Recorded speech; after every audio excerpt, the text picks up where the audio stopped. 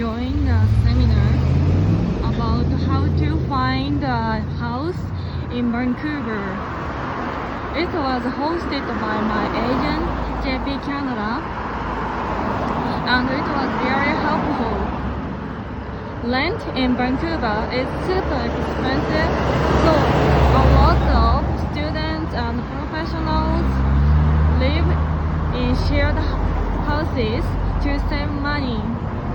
My homestay will finish in July, so I'm looking for a new place from August. I have already visited a few houses, so I'm starting to get how it works. I believe I'll find the best place for me. That's it for today. Thank you for watching. See